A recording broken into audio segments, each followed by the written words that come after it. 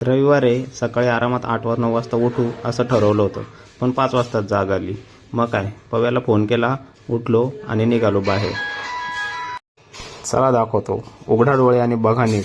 हे लोकेशन जर तुम्हाला माहीत असेल तर खाली कमेंट करून सांगा नक्कीच.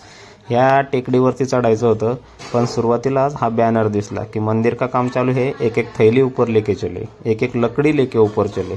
पव्याला म्हणलं काय का, पव्याला म्हणलं तू लकडी घे, मी थैली घेतो.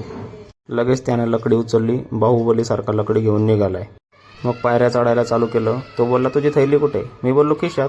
तो बोलला अरे त्यात वाळू भरून घ्यायची होती. मी बोललो अरे देवा, मला काय माहिती. बरं असू दे आता. मग चालत चालत वरती गेलो. पायऱ्या होत्या भरपूर. लकडी तर घेऊन सोबतच होता. शिव्या घालत होता मला मनातल्या मनात.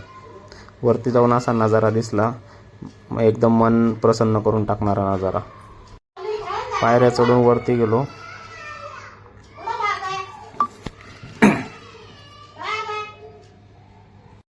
तर अशा शेवटच्या पायऱ्या चढून वरती चढलो. पव्या म्हणला हा बघ आणलाय मोत्याचा दाना. तो बोलला अरे वा, व्हेरी गुड. वर असं मंदिर दिसलं, एकदम फ्रेश वातावरण, सकाळचं चांगलं. पव्या म्हणला हा बघ आणलाय मोत्याचा दाना. तो बोलला अरे वा, व्हेरी गुड. बरोबर सकाळी सकाळी तिथे आरती चालू होती. त्याच्यानंतर पव्या लगेच आरतीला उभं राहिला. पव्या म्हणला आपण नशीबवान आहे, आपल्याला आरती भेटली म्हणून.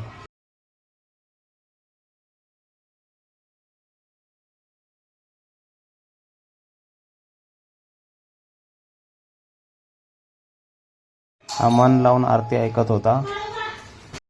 तेवढ्यात माझी नजर याच्यावर पडली. अरे वा बोललो, आज रविवार पण आहे, पण मंदिरात होतो. बोललो नको नको, इथं नको.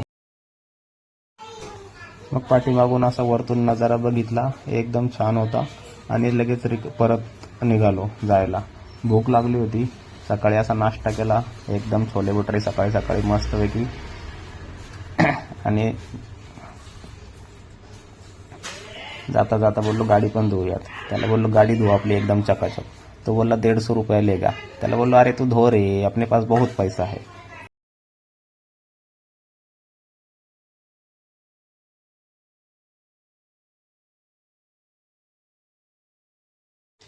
त्याला म्हणलं पटापट धुवे, ही पण गाडी वाट पाहते इकडे, एकदम चकाचक दिसली पाहिजे बोललो. कोणाची होती काय माहिती.